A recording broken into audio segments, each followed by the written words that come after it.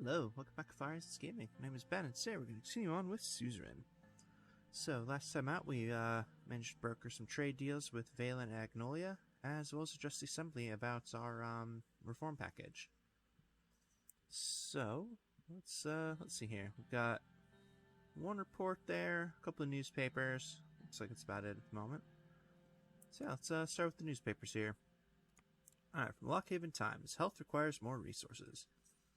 The latest report coming out of the Ministry of Health regarding the current situation and the need for privatization raises serious questions about the gargantuan scale of effort required to solve the structural issues of health in Sordland.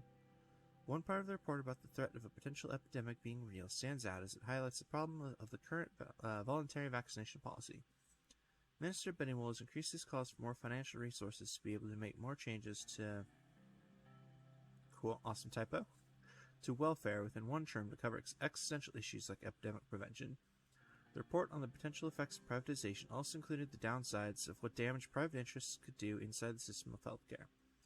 However, the ministry pointed out that a small-scale implementation, the one it proposes, would be able to deliver efficient results.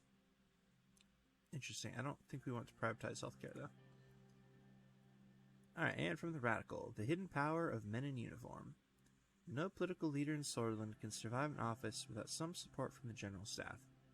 President Arthur Vichy was a leader who learned this lesson the hard way. In 1927, a military coup brought an end to his short time as president, and later President Alfonso became a target of alleged conspiracies by the Old Guard, who were known to be very close to the general staff of the Swedish Armed Forces. Though nowadays fewer officers assume the role of political leaders, military influence continues to have major repercussions in politics across eastern Markopa. According to a report by the Alliance of Nations, Sordland has one of the most influential militaries in the region, coming just behind Valen, where the actions of the generals indicate serious military interference in politics. As the reports show, men in uniform still enjoy considerable influence on the politics of Sordland, and nothing is being done to reverse the situation despite the country's history of coups and civil war. Interesting. I'm not sure I've seen this report before. I hope that's not like a sign of bad things to come, but I guess we'll find out. Alright, set up to Agnolia here. Van Horten wins re-election. General elections held in Agnolia this week had resulted in the victory of the Nearest Democratic Union of Agnolia for the second time, with its leader Martin Van Horten continuing his duties as Prime Minister. Cool. That's definitely good, seeing as how we just signed a trade deal with him. Alright, set to Holsword. Yeah, we got a couple reports here too, sweet. Alright, privatization plan proposal. The Ministry of Health has finished a privatization proposal plan in order to increase the resources of the health system and to increase the quality of services through small-scale market competition. Additionally, the Ministry's report highlighted the weaknesses Sordland has when it comes to a potential epidemic. Minister Bennywool reported that much more could be achieved through the healthcare system if the private sector could slightly assist by generating new revenue streams and adding new services. Cool, yeah. Alright, Ministry of Justice files Urson v. Sordland concurrence. The Ministry of Justice has reviewed the Urson v. Sordland case and put forward its concurrence opinion before sending the dispute to the Supreme Court.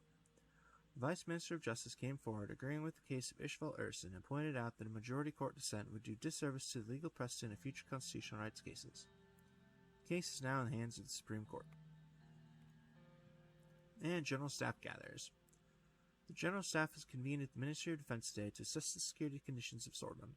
More than 20 high-ranking officers were in attendance and discussed several war plans, the internal stability of the nation, and the overall state of the armed forces. Cool, that sounds fun. And I guess we're about to hear about that because we're going to a meeting with Iosef. I arrived at the cubic building that housed most of the military command that resided in Holsword. The gray and brutalist structure looked daunting.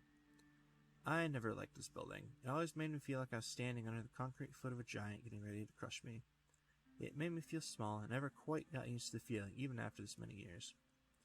At the entrance, I was greeted by Iosef and his military entourage of young officers. Welcome to the Ministry of Defense, Mr. President. Let's go to my office.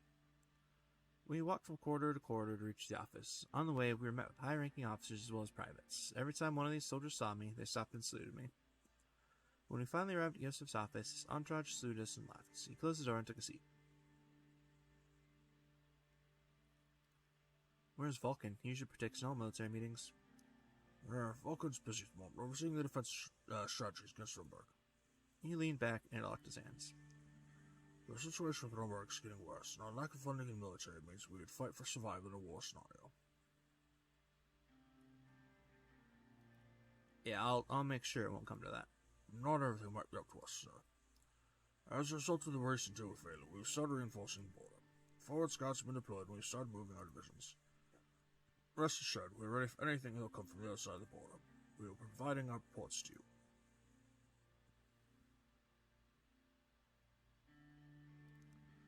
I don't think we'll have any problems, but stay alert. We don't know what we're dealing with yet.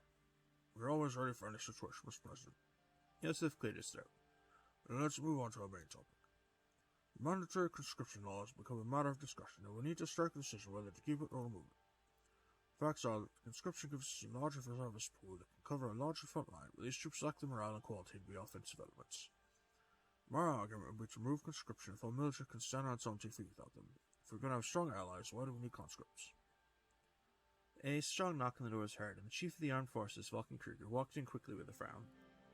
What is the meaning of this, Iosef? Why haven't I been invited? What's going on here? You're overstepping and interrupting a personal meeting between me and the President. Vulcan deliberated the situation. I see what's going on here. I mean no disrespect, but I am leading the ground operations, and I must be informed of any strategic changes.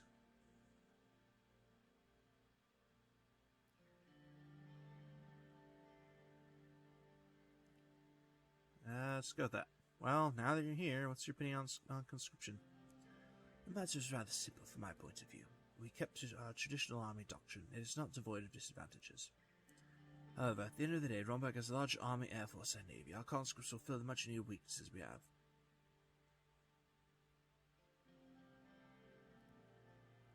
I mean, throwing bodies at a problem never solved it. Not sure if this is the right approach. Well, we can't have less troops on the front line than the enemy, not with our current structure focused on mass mobilization. I would ask you to consider.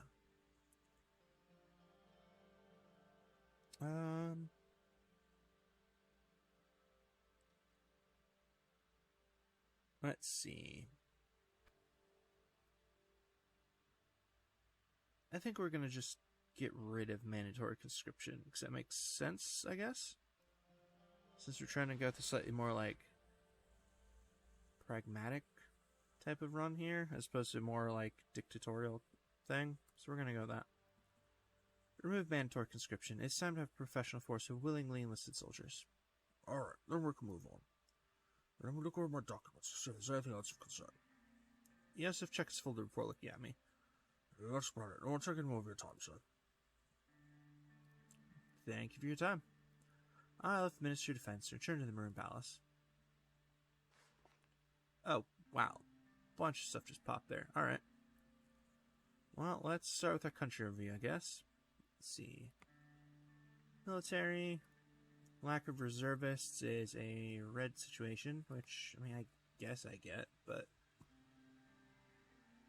that's alright. Okay, there's nothing up there. Oh, whoops, I didn't even see these over here. Alright, just say we remove military conscription. Government, source armed forces is probably just... No, I don't know. Like I've actually read that one before, so I'm not sure if there's anything new in there. Alright, whatever. Alright, let's see. So we've got, looks like 3 new reports and 3 newspapers.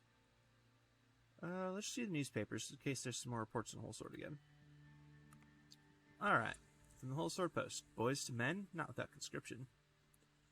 Sound the death knell for one of Swordman's proudest traditions. President Anton Rain has just removed the country's mandatory conscription requirement.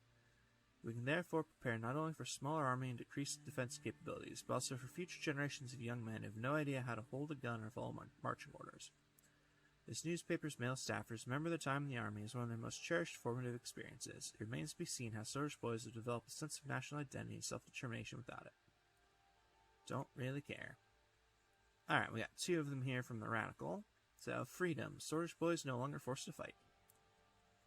One of Swordland's most backwards traditions has finally been reversed. As of now, young men are free from the requirement to join the Swedish army upon coming of age. High school boys are rejoicing in the newfound ability to enter university or the career of their choice upon graduating, while military analysts point out that President Rain's reversal of mandatory conscription will lead to a smaller but more professional army. We're just happy that those many young students who don't align with the government's aims will now no longer be forced to fight for them. And women march for equality, or equal education in Anarcha. In the conservative stronghold of Anarcha, protesters organized by the Swordfish League of Women bravely call for gender parity in the classroom. Like us, these women hope that President Rain will use his time in office to fix Sordland's notoriously sexist public education system and give young girls the university preparation they sorely need, as opposed to housewife training. A small group of counter-protesters was also present, but drowned out by the cries for equality. Cool beans. Alright. Well, let's head to Anarcha, which is just a women's rights march again. A group of demonstrators led by representatives from the Swordfish League of Women marched in Anarcha, calling for gender equality in Sordland's public education system. Women were also among the counter-protesters who argued for the right to keep educating girls separately from boys in order to preserve Swordfish tradition. That's kind of creepy, but okay. Alright, from Jen, police raid on young swords. Dangerous young swords members were arrested in a gathering at the local pub of the St. Das district of Jen, after local intelligence was tipped off by an anonymous source. The raid on the pub resulted in the death of 2 young swords members and 1 civilian in the gunfight that broke out. Fun. Alright, Conrad, Naval Base Update. United Cantana has finished moving its ships to the Conrad Naval Base. As per the terms of the new agreement, United Cantana military is allowed to refuel and repair access to the naval base in exchange for providing logistical, financial, and equipment support to Sordland. Cool. Alright, our economy bumped up from red to, I don't know, yellow, I guess? That's cool. Yep, there we go, we got one more report here. General Staff released a statement. The General Staff made a statement about the danger of the anti-military stance the current government has taken. The press release highlights the lack of presidential support for the military as a major concern for the stability and defense of the nation. The staff opposed the reduction of the active field army. Cool. Alright, well, let's go talk to Simon here about economy update. The team gathered in Holsword at the Ministry of Economy to conduct an economy overview meeting to go over the current situation. The building was constructed in 1892 by Herrenwald, one of the, if not the, most famous architects in Sordland. The building looks simple and elegant, with a few of its signature domes spread out over the roof. Walking through the large bronze doors at the entrance, I was led by 2 assistants upstairs into a meeting room. Everyone stood up as I entered the room, buttoning their suit jackets. Welcome, Mr. President. Please take your seats. Everyone took their seats. As you all know, today we'll go over our economic status. Let's begin without any further ado. The aid we received from United Cantana has helped us a lot. Although I heard some rumors. There were many people opposed to this decision, especially in the Lillerberg group. Regardless of what they think, the capital will certainly be handy. We now have another weapon to combat their session. I'd expect nothing less from our United Cantanan friends. Yeah, if you say so, Mr. President. How are we doing in terms of the infrastructure? The first months had positive indicators, but the delay of the infrastructure project reversed economic gains. Mikhail frowned and put his fingers on his chin.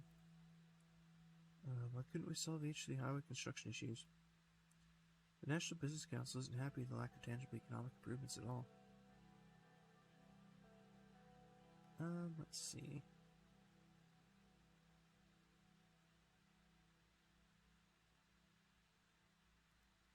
Yeah, I expected a better performance from all of us. Our first investment is meant to be a good first step in the overall plan.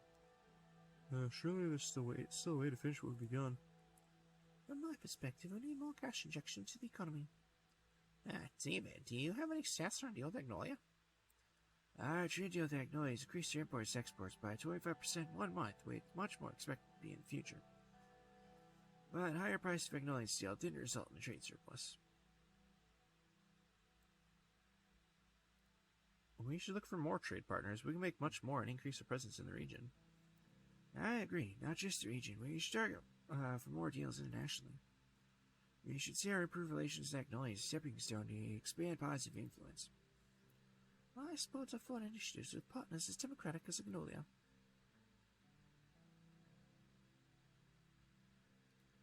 That's beside the point. Edith didn't reply, but she smiled. Let's hear the stats on our deal with Valen. Our trade deal with Valen has increased imports and exports by 60% in 1 month, which is a considerably good number.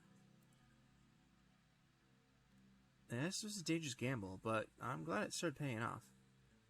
The payoff is high, yes, but so is risk. Our support for the military operation, while is questionable. Regardless, the numbers are clear.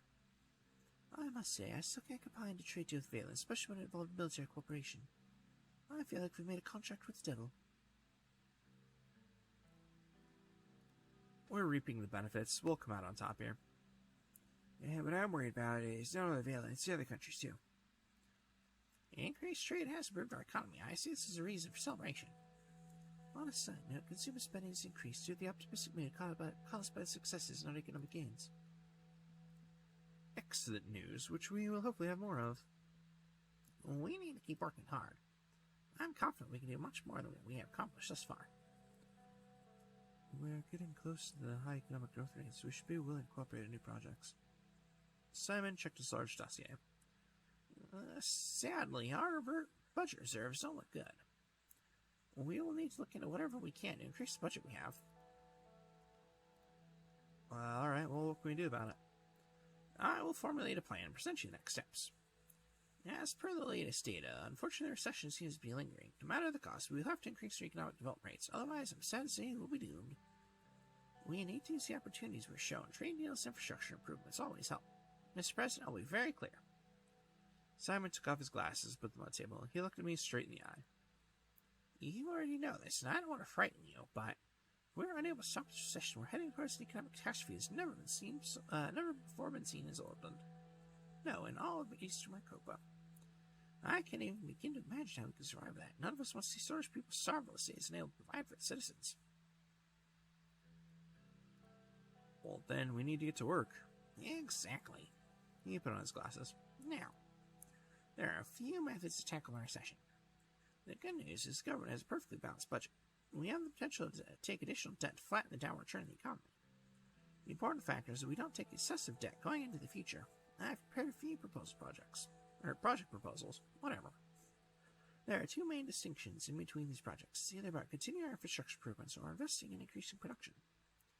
If we continue on our infrastructure, that would lift us up to advanced country levels. However, industrial production suffered and also needs a boost to pre-recession levels. There is, of course, the option to not take any risks related to our budget. The plans for these projects will be finalized soon. For now, I can provide preliminary information. Which one would you like to hear first? What other projects could improve our infrastructure? For infrastructure, we have two projects. One is the Benfey International Airport, and the other is the Mortarport. Benfey is growing at a rapid pace and benefit highly from an international airport. Much money will be made there, too. And the Mortarport will boost trade and improve the flow of goods towards Solsor, because Conner Airport is too small capacity and extensions blocked by the Navy headquarters.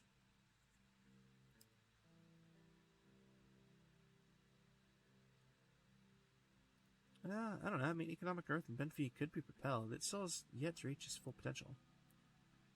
Benfey is rapidly developing, and there is much to gain from increasing its connectivity to the world. Metro tourists will arrive. Well, we must focus on improving the well-being of our worst citizens. While Morna is no poor city, it very well deserves investment. Yeah, I don't know which one we're going to do just yet. We'll get to that when we get to it. But, in the meantime, what are the projects that could boost our production? For production, we have two projects. One is the Sarna Agriculture Zone, and the other is Conrad Industrial City. I see the Sarna Agriculture Zone investment as a higher priority due to the fact that farmers' birds are most hit by the recession. Sarna also is a much poorer city than Conrad. The Conrad Industrial City project has potential to increase manufacturing in the greater wholesale region by a large amount. Sarna is a much poorer city indeed. It deserves any investment it can get from the government. The recession has hit the farmers in Sarna particularly hard. Besides the agricultural output screw that up. Besides, the agricultural output increase would boost our economy. The investment won't be able to recover the industry there. Conrad, on the other hand, will bring more financial gain. Well, our government has the opportunity to support agriculture, and we should take it. It would increase our exports, too. Those two voices are way too similar, but it's fine. I have enough information. Very well. That covers our subjects for today. I have a couple more economy-related questions. Edith, how strong is our currency? Our currency health is improving post-elections, but has unfortunately stagnated. But there are no losses in comparison to pre-election levels. Inflation has dropped by 2 percentage points. Sweetness. Alright. Well, Mikhail, how's the mood at the National Business Council? The business leaders of the council are nervous with the lack of tangible economic improvements in the country. They're holding on to their investments so they feel it's safe to invest their reserves in new hires branches. That's not good, but alright. David, what can we expect in terms of our trade situation? Our success reaching trade deal has boosted our position as a regional trader and increased likelihood of potential trade partners. We have imported and exported more cross-border with all countries except, well, Rumberg. Awesome, alright. Well, I know enough for now. Thank you for the information. That concludes the meeting. Have a good day, all. Goodbye. Until next time, Mr. President. Yeah, see you soon. Meeting ended. Oh, jeez. Alright. 6 newspapers this time. And looks like 4 new reports. Sweet. There's a whole bunch of stuff going on here. Alright, well, let's check the newspapers. Cool, so we got 2 of them from the Whole Sword Post. We got Valen border reinforcements announced. As Valen begins Operation Bear Trap against BFF targets, the Marine Palace has reiterated the commitment to defending our Valen border against any threats and announced new reinforcements to the border. The Palace announced that the Source Armed Forces are working in close cooperation with the basic armed forces. As part of the mobilization order, General Volk has made comments, saying Source Armed Forces, as always, stand vigilant against any threats inside and outside of our borders. We will not allow any terrorists to waltz in and disorder them. The extent of the border reinforcement is not disclosed as of yet. And housewives march to defend Swordist tradition in Anarcha. As the Swordist League of Women spearheaded a march for so-called education equality in Anarcha, a group of self-proclaimed happy housewives led a counter-protest. Their argument is that pulling girls out of handicrafts classes and forcing them into science classes alongside boys would be an affront to Swordist tradition, and that co-ed restrooms in schools would be the logical next step. We at the Whole Sword Post hope President Rain will make the same decision, not fall into the trap of pursuing unnecessary changes in the classrooms. Cool, so we got some nice slippery slope nonsense, and a bunch of people voting against their own self-interests. I like it. Alright, from the Radical, Rain closes his door to refugees from Valen. A bloodthirsty dictator, Viktor Smolak, has begun his operation against the British Freedom Front in northern Valen. The operation's name, Operation Bear Trap. The Maroon Palace gave its support to the operation, stating that the Swordist Border Guard will be in close contact with the basic armed forces to stop any fleeing militants. Although his act might seem justifiable at first, Viktor Smolak's track record is apparent. He's been accused and condemned by the international community for many war crimes against innocent British people before. Smolak has already ordered the bombings on civilian schools and hospitals, calling them breeding grounds for terrorists. President Rain's response to close our borders to prevent any stragglers from coming into Sortland is troubling. But he is forgetting something. Not all stragglers from this war will be armed militants.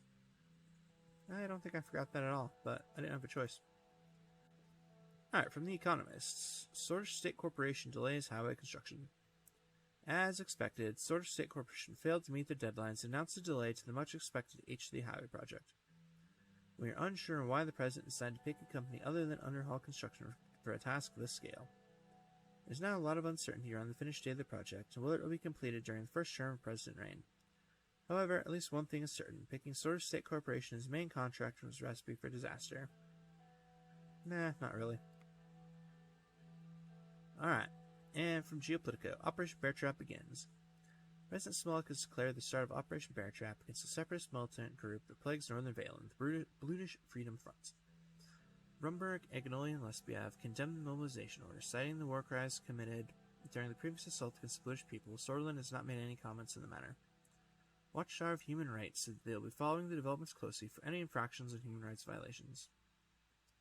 And amid spiking tensions with Agnolia, Volkson increased his naval presence. The reports from Eastern Maricopa show 2 Volkslandian aircraft carriers patrolling the Markian Sea around the Helioland Island, a massive show of naval force amid spiking tensions with Agnolia. Salport could interpret it as a provocation in the region, say experts on the region. The sudden and simultaneous appearance of the 2 carriers, accompanied by Navy cruisers, destroyers, and aircraft, comes as Volkson escalates criticism of Agnolia's increasing control over Helioland and its increasing forays around the island. Sweetness. Alright, well, since we're already up here, let's check out the report from Agnolia. PM Van Horten warns about Volkslandian presence. Prime Minister Van Horten warned us about the increasing naval presence of Volkson in the Markian Sea. He showed his wishes to have a stronger naval cooperation with Sortland in the future. Well, my hope is to ally with Volksland, so that's probably not going to happen. Alright, from Arvory, H3 Highway Construction Update. The Swordist State Corporation has reported that the construction of the H3 highway has officially been delayed for a year. The manager of the project apologized in a public statement, taking the blame on themselves. Sweet. Alright, from Suzerain, polio cases discovered in rural Suzerain. Reports from our border cities indicated that the polio outbreak in Valen has been moving towards Sorlin. Specifically, there's been a sharp increase in cases in rural Suzerain and nearby villages. Health professionals have been dispatched to curb the infections by quarantining their patients. There are currently 23 active cases in Sorlin. That's fun. Alright, what else we got? Another one from Conriat. United Cantonan ships show support to Volkslandian fleet. Several of the United Cantonan destroyers stationed in the joint Conrad naval base have left the port of Conrad in the morning to join the Volkslandian fleet, which is patrolling around Helluland. Cool. Alright, well that looks like about everything. So, let's pop back to Whole Sword here for an investment in a mega project. Alright. The Ministry of Economy has put forward 4 bold plans for investment projects, each aiming to solve different issues ranging from production to infrastructure. The 4 available investments are Benfi International Airport, Morna Seaport, Conrad Industrial Zone, and Sarna Agricultural Zone. Alright, let me double check the guide here. I think, though, we want to invest in the Agricultural Zone.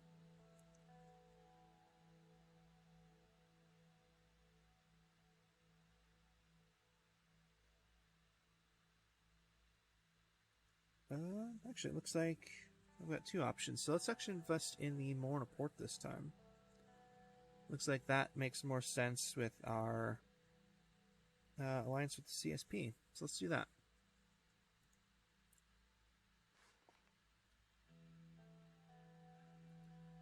Awesome. Alright. Cool. Well, that sounds pretty good, and it also feels like as good a spot as any to go call for today. So, as always, thank you all very much for watching. I hope to see you all next time.